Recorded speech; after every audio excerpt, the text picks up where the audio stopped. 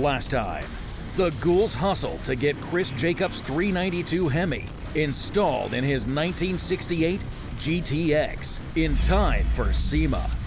And the epic Hellcat Crate Hemi was diverted from John Buck's 1971 Challenger to our 1970 Tribute Superbird. With pressure mounting and SEMA just around the corner, we take a breath to look at some never-before-seen Mopars currently in queue for restoration that were left on the cutting room floor, including an ultra-rare, surviving, one of 48, Hemicuda hardtop in B5 blue. From this point forward, christened as our Phoenix Cuda. Unbelievable. They're coming to get you, Barbara. The unburied dead are coming back to life. I'm Mark Warman, and together we bring dead muscle cars back to life, to exactly the way they were on the day they were born.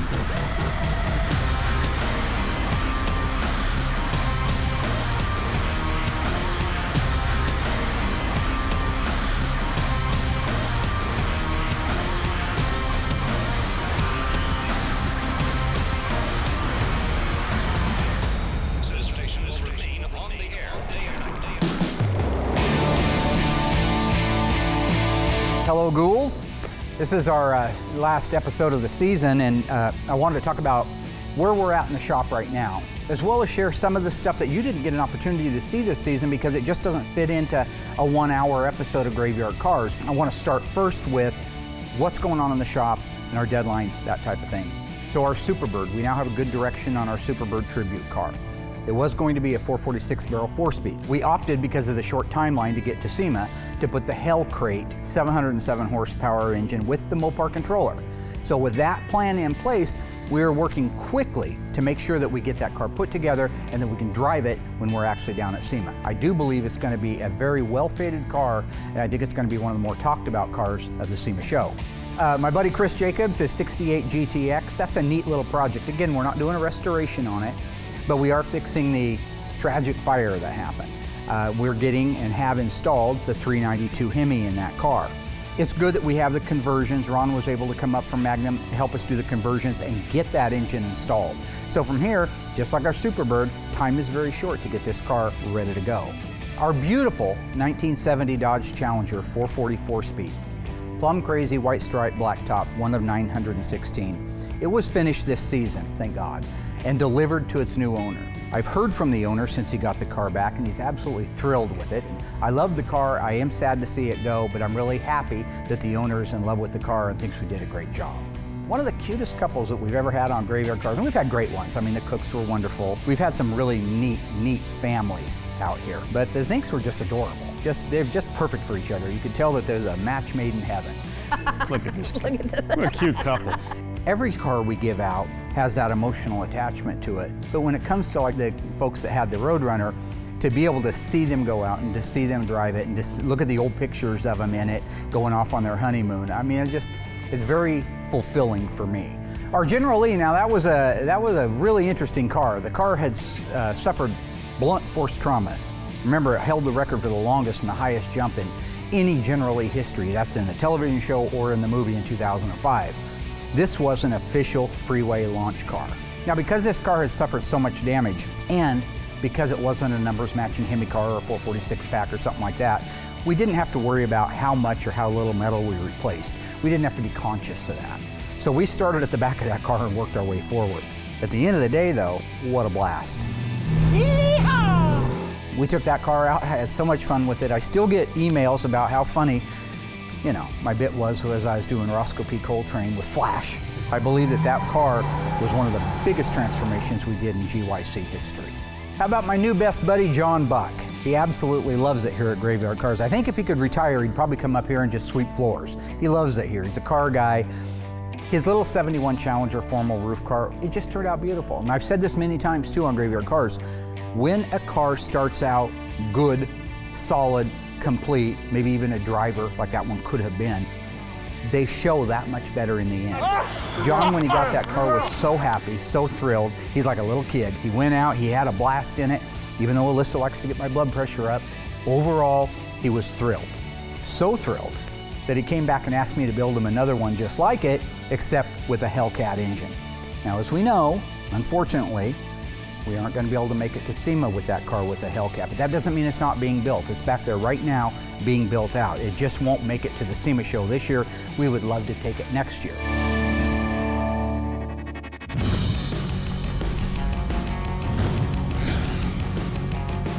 So one of the things I wanted to do here is talk about some of the really cool cars that we are working on, that are part of Graveyard Cars, that aren't necessarily stuff that make it into the show. And that's just a time thing. It's absolutely nothing to do with the priority of the car or the client. So one of the cars that we're working on now is a 1970 Cuda 440 6-barrel 4-speed shaker hood EF8 green that the guy's dad bought many years ago. So Alyssa's spoken with him, his name's Marty. They were out here and they talked about the car and what it meant to him.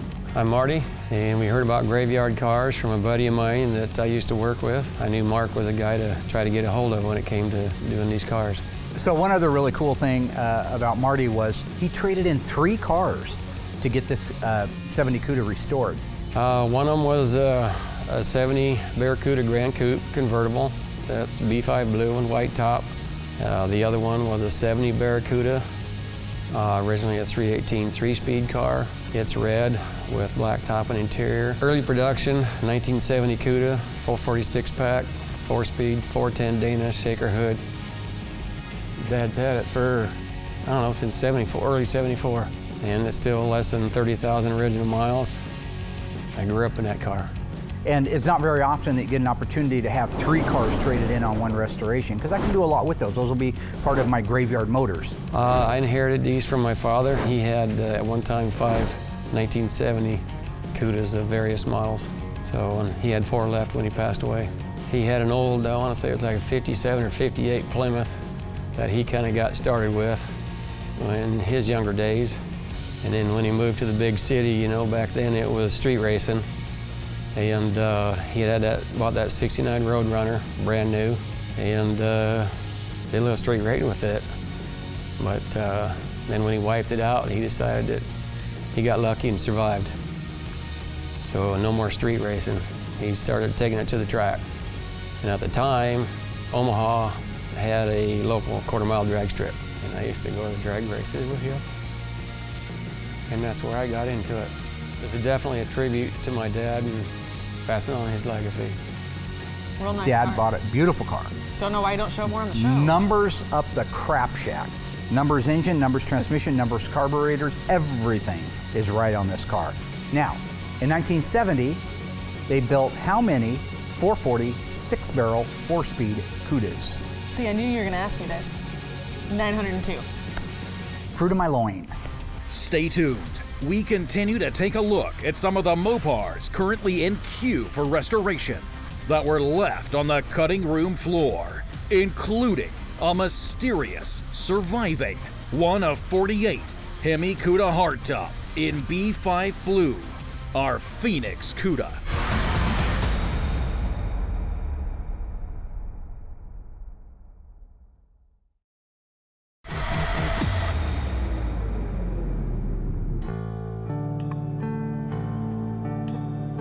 Back in the early mid-'80s when that car got redone, my dad put it in some local shows. Shirley was almost done with her drag racing back then. She was a Mopar lady. Her name was Shirley Cha-Cha Muldowney. She was just a pure, die-hard, love to go fast pioneer. She's the first lady of drag racing. She kind of broke into the sport for the females. His dad absolutely loved her. He just thought she was the coolest thing in the world, and he had an opportunity to meet her, and that to him was one of the highlights of his life. So tell us about this blanket. As far as I know, it was just an army green blanket. Since his car didn't have a console in it, it was a place that he could put that and as like an armrest for him. But for us as young kids, we could sit on it and put one leg on both sides of that transmission hump, and you can still see out the windshield without anybody sitting in the back.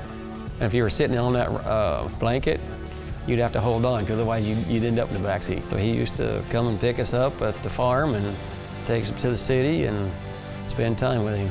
A lot of good times. You still have that blanket?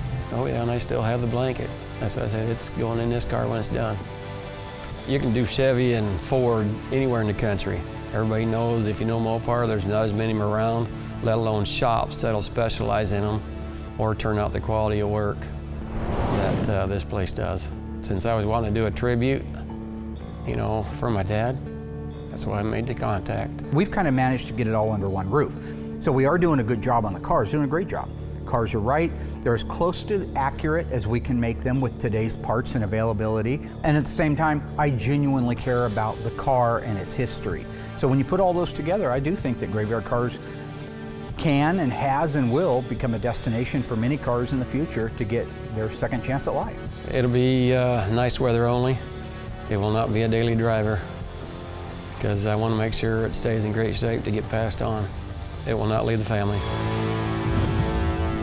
Since it had such little rust repair that needed to be done, and it had beautiful fenders and doors and all that, is have George drop what he was doing, get the pieces made for it, get them welded in so that he can get it out to the mudroom. So last week, Mark came to me at the end of my shift on Monday and said, we have this rush car that's got to get in, got to get it done. So by Tuesday morning, I pulled this car in and we started work. We cut out the inner fender and replaced it because right around the battery tray was pretty darn rusty. And then I had to cut out a patch panel in the floor, and I'm putting the brand new one in and trying to keep the rest of the floor pretty much intact. It's not that rusty. So a big job turned into a fast job. This is one of the fastest cars we've done in the shop.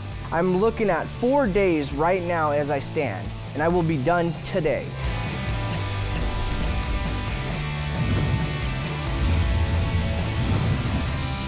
So this is our Q5 GTX. This car came to us a couple of years ago. It's a Q5 Seafoam Turquoise 69 GTX. Absolutely amazingly beautiful car. Got the cut and buff completely done on it. Got the whole car washed. At that point, I bring it back in the booth, flip it up on its side, mask off the rockers, the engine compartment, and the back area. Not every car here is an undercoating car. If it was coated for undercoating or a sound deadening, then we do that. If the owner doesn't have a preference, we undercoat it. But sometimes they're not coated for it, and they're the kind of car like our 1970 Dodge Coronet 426 Hemi 4-speed car. Beautiful car. Yeah, or our green RTSE, where they want it painted and simulated like a factory look. And so in the case of our GTX, it was an undercoat car. Bring the undercoating in, and we undercoat the whole thing, nice, clean, sanitary.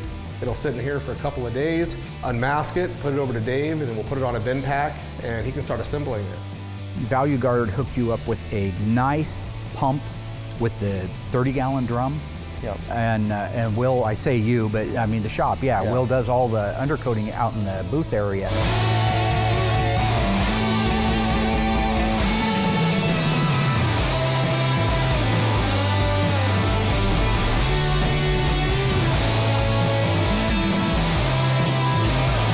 I'm working on this beautiful 69 GTX Seafoam Turquoise. You gotta love that color, the paint's amazing. Unfortunately, this car kind of got dropped on me.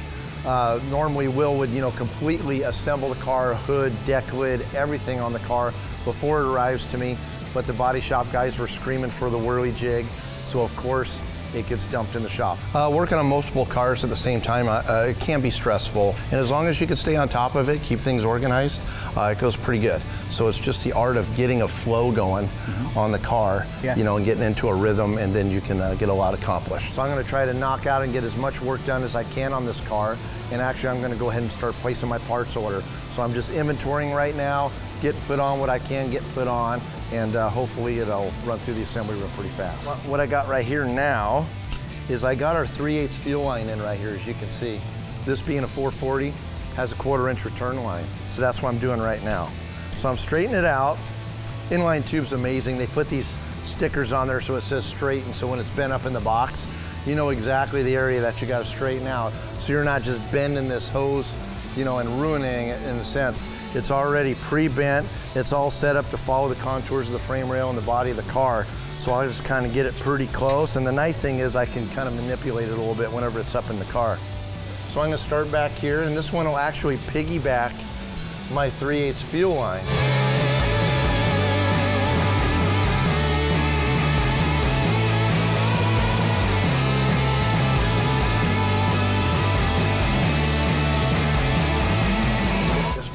over here. I'm gonna run it down while I'm watching this end. So bam, there it goes right in there. And this here is just gonna be on your 440s and larger engines. So your 440, your 446 barrels, your 426 Hemis will all have this big 3/8 fuel line along with that 1/4 inch vapor return line. And I'll tell you, sometimes these things are a booger to get on there. Anything we can get done on these cars, I know these fuel lines aren't gonna be in the way of what Will needs to do, and that it's gonna help me stay ahead of the game. So whenever he needs to borrow the car to get his stuff done, I already got some of my stuff done. So it's all about working together here at the shop, man. And when the pressure's on, we got a whole yard full of cars. We want to get these things done, so. All right, Ghouls, we have a good one for you this week, so put your thinking caps on. The 1970 Plymouth Roadrunner was the first model year to receive which of these items? Disc brakes, bucket seats, rally instrument cluster. If you think you know the answer, stay tuned. After the break, I'll give it to you.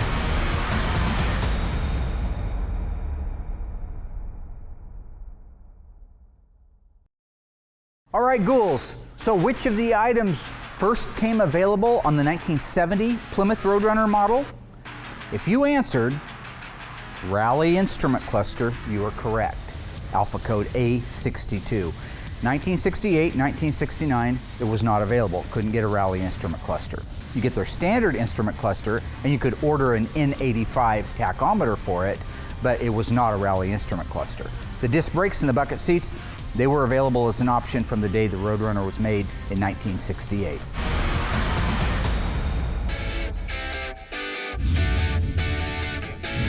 My name is Brian Lansford. I'm from Wadsworth, Illinois.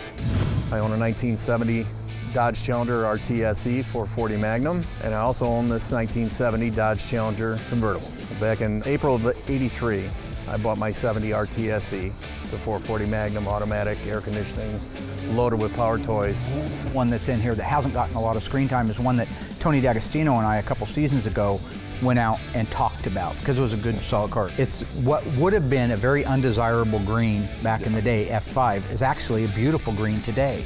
It's beautiful though. I mean, just it's always nice having a formal roof car, you know, overhead consolette, the leather power windows. I mean, it's got everything. It's probably a one-of-one car. You know, they made 733. How many of them were optioned like that? How many of them were those colors? Exactly. Probably isn't a twin to it anywhere. So in 2003, when my son was going to college, I sold the RTSE. The car needed some restoration again because I had the car restored in the mid-late 80s.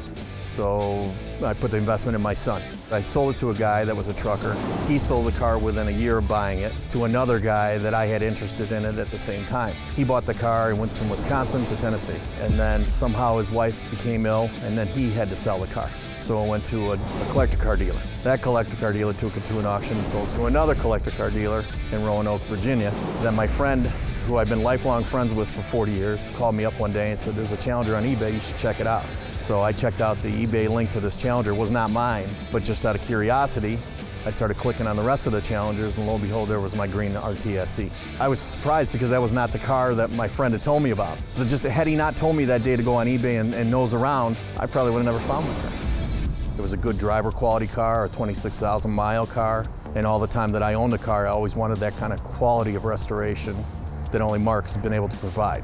The owner wants to try to preserve as much of the original interior as he can. And the main reason for that is there are replica reproductions out there of almost everything, not the headliner.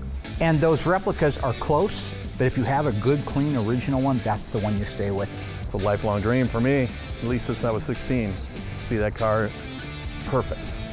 In the late 90s, mid 90s, I bought this convertible behind me, and it was an old man that lived in the same town I lived in Wadsworth, Illinois. So after I purchased the car and had it for a while, same situation, nobody around did Mopar restorations, and this one was in need of much more work than the other car that I have. I decided to go ahead and cut that car loose. Once I made the connection with Mark to redo my 70 RTSE, I started thinking about this car, wondering if I could reacquire it. So I ended up finding out from the friend I sold it to, who he sold it to, and the car had been sitting in this guy's backyard since 1999. When he sold it to him, it was in great shape. When he got it back, it had been outside, sitting in the mud and the sleet, and his heart was broke. all the way down to the rockers and mud with a tarp on it. And I got a flatbed, made a deal, wenched the car out, shipped it to Mark, and that's the start of this journey. Were you pretty surprised to see the condition of the car after you had sold it? I was in tears nearly over it because it was a running, driving, really a pretty nice car that you could restore at the time. That poor Challenger. If you lift that car up with the forklift in the middle, the whole car bows on both sides of it. Not everything that when it shows up here is possible. Not everything. I mean, it is possible, but what's the dollar amount? Gonna be a challenge. Challenger. Yeah. But that's what we do. That's going to be real. Graveyard cars, miracle workers. Yeah, the 70 RTSE is in pre-paint stage now. Will is a tremendous artist when it comes to paint work. He's not just a body and dent man, he's an artist. And Dave's fit and finish every screw and every window adjustment, every door adjustment, and every panel. It would be like an owner doing it themselves, that kind of love and care. Again, we have just every kind of Mopar imaginable here. You've been doing the Dodge Challengers. You've done quite a few of them lately. Yeah, lots of e-bodies. Yeah, between Gar's 70, 446 back 4-speed, and Darren's car, all that stuff. Have you gotten a better rhythm down, would you say, on a Challenger as far as what you need to order, what process to put it together, how to get it out the door, maybe more so than the 68 Charger, which we haven't even done one yet? Yeah, of course. Yeah, the e-bodies are, like you said, there's so many more parts available for it, but we've done so many in that shop that I can almost do them blindfolded. You don't need the car there. Exactly. The only thing that's going to throw me for a loop on this one is the power windows. Yeah. Anytime you have power, components, it always kind of messes with your mind because you're used to putting standard roll-up windows in and standard door panels and stuff like that. So. Do you remember that sunroof car we did back in season 2, the purple one? Yep. That thing was a stripper. There was nothing. There was nothing but a fender tag and a shell there. I mean, in the dash van, that was it. So we had to get hold of Tony back at Tony's Parts and say, I am desperate for a wiring harness. And it is amazing how much wiring harness works those power windows and how it intersects with a lot of stuff up underneath the dash. It's not just a hot wire going to those things, it's a lot of stuff, but having a good parts vendor helps. Yeah, I remember that episode when you worked on the 70 Challenger sunroof car. All the trouble you had getting that sunroof to work. I'm hoping I don't have to do one. Here's my advice. Turn in your notice when you see one come in with, just do it. Just save yourself the misery. That is the most miserable. Nothing available. No information available. Now I've got I've made photocopies of TSBs and things like that I have. But I still, if I had to jump into one right now, I absolutely wish I hadn't. You know where I ended up getting the cables from? Nobody makes them. American Sunroof Company's been out forever. There's a guy in Australia making them out of billet aluminum. The little ends in the cables. Both of the cars are going to come home, go in my garage, going to be show cars. Obviously the 70 RTSE, the one I've owned for the longest. Now I have my adult son, he's newly getting married, he's going to end up with children. I have an extended family of my own, and I already have grandchildren. They're all going to be a part of this process, and when I actually found this convertible back here, I had my oldest granddaughter on the hood of it as we were wenching it out of the dirt at the guy's house. So it'll be nice to see her with the end product and a picture of her back on the hood of that as well. The green one was piece cake. That's a good, solid, clean original car. But that purple one, we'll have our hands full on that. And I figure I'm going to take the radiator cap up, have you hold it, drive another convertible underneath it, put his original radiator cap back down. Done. There you go. Well, I think for sure the green one will probably go to my son. He was part of that process of selling it for college and reacquiring it after college, and since he was born, he's known about that car, and I'm certainly going to make sure that it ends up in his hands. Coming up, we conclude our showcase of Mopars currently in the queue for restoration. And we finally reveal the dramatic and gut-wrenching story behind our Phoenix Cuda, an extremely rare 1 of 48 Hemicuda hardtop in B5 blue. Unbelievable.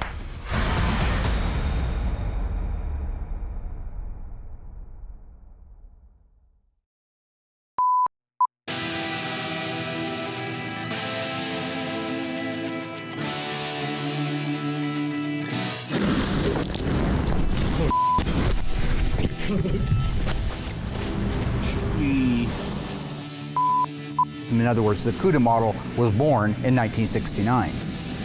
Is that bad? With all new panels being put in these cars, you should never have to hit anything that hard.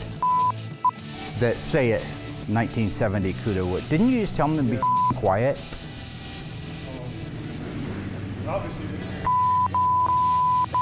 And that hitting the hammer is the fastest that got to the egg. Those other are Toilet's evolutionary U-turn. Yep, set man back a couple thousand years with one guy. Darwin didn't count on his ass, did he? Darwin up. Okay, hang on here. You know me, I like to present things. Show me the money! Jerry Maguire. Show me the money! The f is that? Ew. Really? Merry Christmas! Did it? No.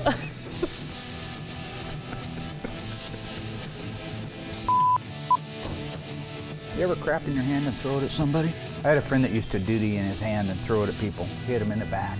Oh my God. Well, he was in jail. And he was taking a dooski.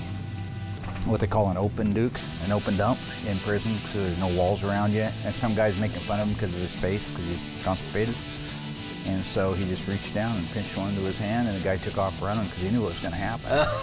And he nailed it right between the shoulder blades of the dew patty. Oh my God. Yeah. Just so Respect good. the open dump, man. That's true. Respect the open dump. Man, that's all. Doug, you ever have to take an open dump? So far, we've showcased some incredible new Mopars currently in the queue for restoration and their owners' personal stories. Soon, we'll finally unveil our ultra-rare 1 of 48 Hemicuda hardtop in B5 blue and its gut-wrenching backstory. Unbelievable.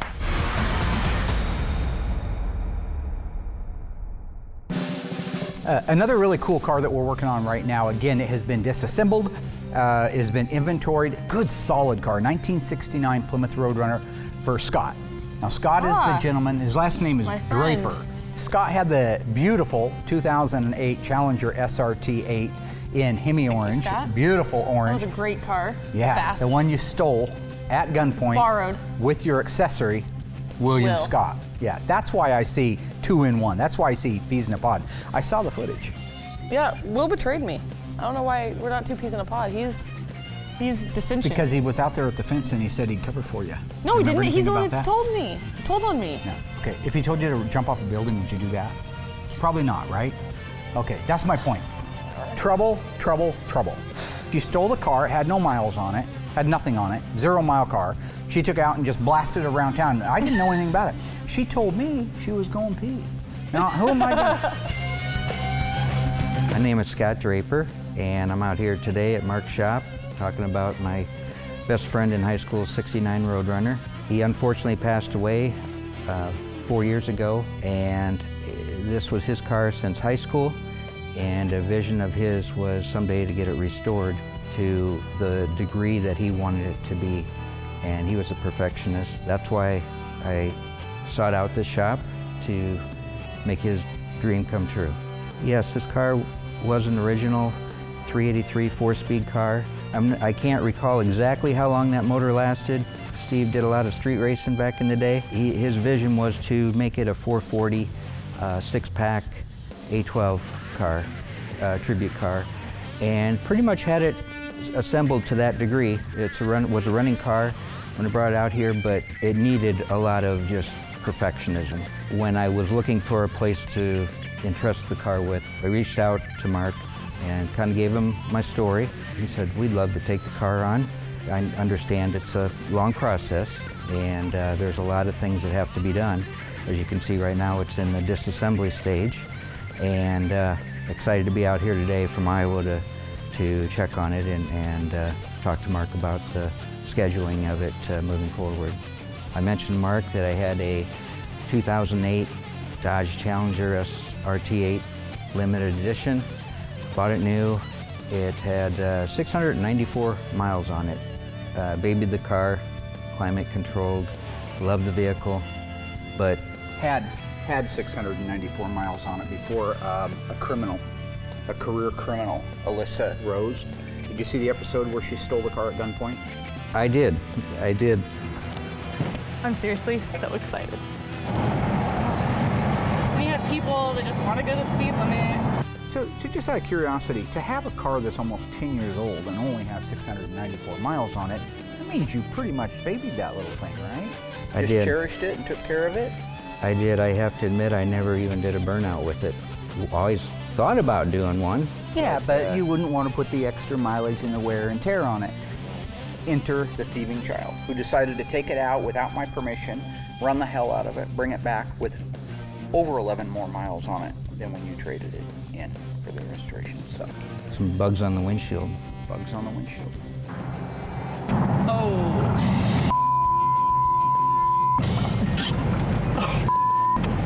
You know good and well I told you not to drive that car. I specifically told you not to drive that car yesterday. Well, we just went around the block, Dad. No, we're gonna take that up later. She lost her privileges for a year, by the way. So you might wanna know. All right, folks, we got a true or false for you. The 1971 Dodge Charger was the very first model year that concealed headlamps was available as an option. Think about it. If you think you know the answer, stay tuned after the break. We'll see.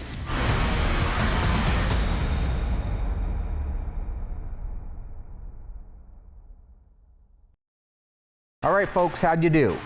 True or false? 1971 was the first year that concealed headlamps were available as an option on the Dodge Charger. This is a tricky one. Got to think about the wording. The answer is true.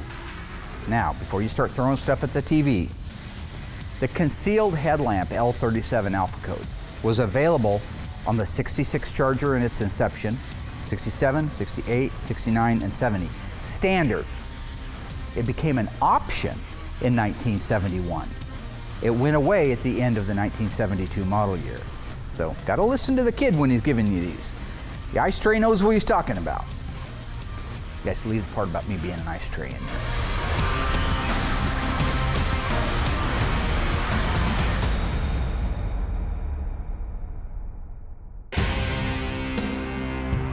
Yeah, there he is right there.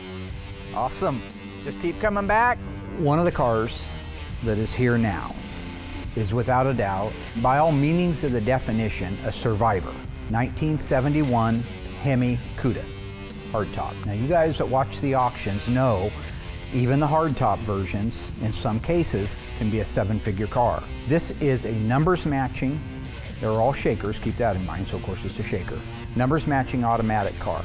They made a total of 48, that's it, 48 1971 Hemicuda hardtops, and this is one of them that is here to be restored. And you'll wonder, if it's a survivor, why are we restoring it? Well, you need to wait and see that. So what I got, one of 48 ever made, rarest car, one of the rarest cars on the planet and most desirable, coming here for a little freshen up. 74 Duster? 1971 Plymouth Hemicuda. When was the last time you saw one of those? No, it's not a convertible. Yeah. It's a hardtop, automatic, one of 48. B5 blue. Original Hemi car. Okay, stop right there. You have never seen a car like this at Graveyard Cars. You'll probably never see another one like it. And when it goes down in the history books, not to build it up too much or to be too hypey, you're gonna see that the story and the car are second to none. You will not want to miss a second of the restoration of this car. Good to see you, sir. I'm Wendell. I'm really glad to be Yeah, here. nice to meet you. We I'm talked really on the phone. excited about this. I've waited a long time to get this car really properly done. It's time to freshen it up, I'd say. I think so, yeah. This is Dave Wendell. Ray, #1 technician, Will's second best painter in the world. All right, there. very Yeah. cool. Hey, Pretty good. good. I'm going to critique. Oh, please Yeah. do. Guess you're not painting it. I've painted B5 blue before, have you? No. And Whoop Day it is, like the rap song. Whoop Yeah, Day it is. it'll have to be perfect. Absolutely perfect. With a little orange peel in it, like it comes from the factory. Oh, you want the original look. You don't want the super slick, shiny. Hey, this is a really rare car. It needs. Are you really going to do that? It needs to be original, like it. It needs to be original, like it came down right off the line. I'm gonna have to call Jennifer at PBG and ask exactly what we want to lay that out. I'll just let you paint it. It's easy. Yeah. You know. If you want the nice orange peel look, yeah, Mark will take care of that. So this is great. Yeah, it's fun. Are you ready? Show us your baby. I'm excited. This is awesome. This is it. This is it. 71 Hemicuda hardtop.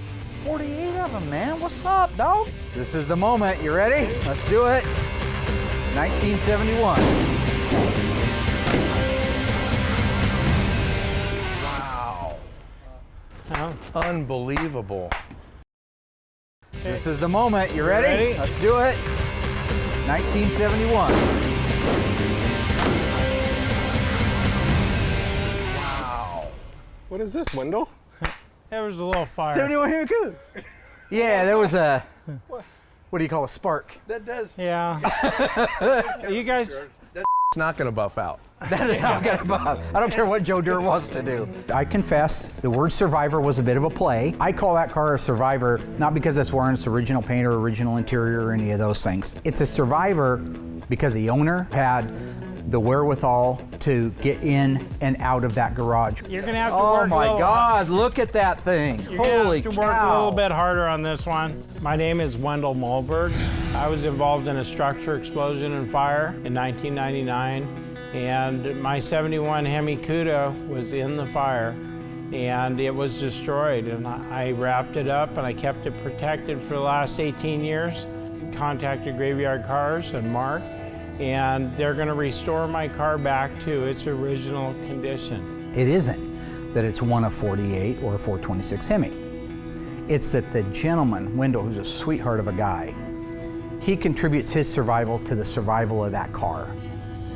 When he reached out and he sent me the photos and I heard in his voice what it meant, then it means the same thing to me, because I think that's what a good shop owner does. It's rough. It sat for a long time, and you guys can make it like new again. I think it's just different when you see it in person because of all the ashes and everything that's left on it. But I'll tell you why I had the most faith in all of this. Anything that survives like this deserves to, and the fact that an aluminum dash bin that with a match you can melt, for whatever reason, be it from above, was saved on this car and not damaged.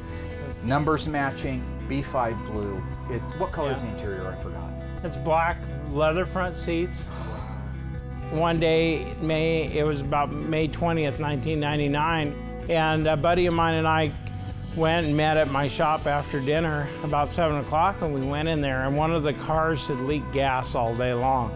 And the dripping gas had vaporized, and there was only a small puddle on the floor, but the air was filled with gas. And I walked in and started opening doors and windows, probably as most people would do, to air out the gas fumes. And there was a spark, and the spark caused an explosion. It blew all the doors and windows off the building. It blew the garage door across the street through the neighbor's fence. The friend that was with me got blown out into the street and had third-degree burns. When I heard the flash of the fire, I dove on the ground, and the building exploded. There were paint cans. The paint cans were exploding in the air, and it was just a big ball of fire. And I was lucky. I was on the floor face down, and I crawled out the door that had blown off the building. But in the aftermath, I watched everything burn up. Fire department said that I'm actually one of very few people that survive an explosion. I was fortunate to get out of the structure, but dealing with it afterwards has been a very difficult thing. It took a while to get over the distress of what happened. And actually, I let it set for years. I didn't even look at it. And when I get the car back and it's finished, that will put the end to all of this that I've been through. And losing the car and the structure explosion and all of the trauma that went with it, it's gone. It's all better again, so. You didn't let the insurance company total it, which is what 99% of the rest of the world would have just took the check and totaled it. Nope, I want a clean title. It's my car and it's coming back to life. And I'm very grateful that you said, I want to do this car. I will. Because jump all over. I know when it's done that I'll have the car back. This is a lifelong dream to have it restored.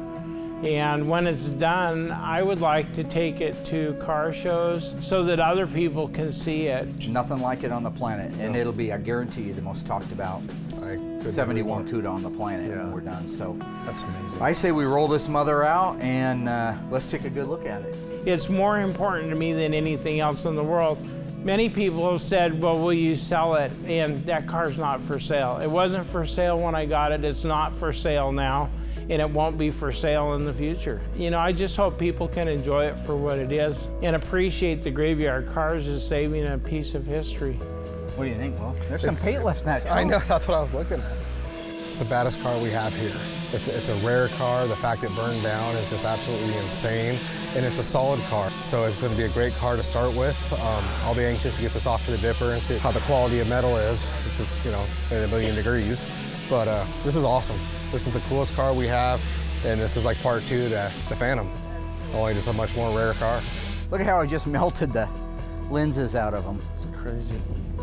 Gosh. Originally, this car was a survivor car, and in reality today, it's still a survivor car. It just has been through a lot. 1971, 426 Hemi, automatic, 48 made.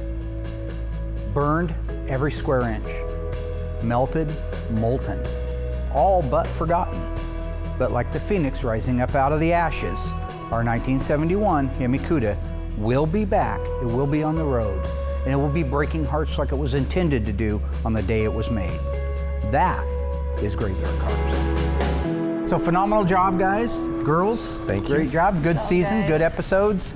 It was fun sharing with everybody some of the cars that we're working on at the shop but didn't get a chance, you know, to be shown in the episodes. Jermaine's 1969 Plymouth GTX, beautiful car, seafoam turquoise. Yeah. Brian's 70 Challenger RT SC 440 automatic. The next Phantom Cuda to arrive is here. Yeah. You guys like that little gag I pulled there on the Survivor? Yeah. Well, technically, it is a Survivor. It is. It's just not, Yeah. by definition of the automotive world, Survivor. What do you think, Will? Little touch up? Phoenix. As Joe Dirt would say, it'll buff. It'll buff out. Yeah, it is. That car is going to be the one that everybody's talking about for a long time to come because it's a very rare car, 48 of them made. The guy survived, the car survived, and so to see that car come back from the dead, literally is where it's at right now, will be as monumental, I believe, in the end, as our 1971 Phantom Cuda. Oh, hands down, hands down. Graveyard car, baby. Now, what do you guys think of the season? Everybody have a good time? Yeah, it was A awesome. lot of fun. What was your favorite thing that we worked on? Generally. General Lee, Yeah, that was my 1969 favorite. Dodge Charger. Yeah, it was fun doing that chase scene and everything. What did we deliver? God help me. 1970 Dodge Challenger RT 444 speed, plum crazy, white longitudinal stripe, black. No, yeah, I mean- belonged to a victim. No, not that one. 1970 Plymouth Roadrunner 3 No, to 3 not 3 that speed, converted over to a 4-speed car. Not that one. No. 1969 General Lee. That's up there. That was an amazing Probably, car. I guess, probably the General Lee. I mean, I guess probably the Because it General. was orange, Yeah. which I had to help you with the color. You didn't help me with. Don't say the word on this show. You didn't help me with anything. You will not say that on this You show. gave me the wrong color code, and then halfway through the job, made me go to the right one. Ooh, I'm thanks a for bunch the of help, babies. boss. He's a bunch of babies. Anyways, I like John Buck's 71 Challenger. That was a cool car. Formal back roof. And I like John. He's just an awesome Grocery guy. getter. And he's getting a 71 Challenger with a Hellcat in it and a 69 And I bet Charger. he'll let me drive it. I bet he will. So next season, you're going to see some amazing cars, the ones we've touched on, that we're working on in the shop right now, probably along with 20 or 30 others. Thanks for watching Graveyard Cars, and we'll see you guys next season.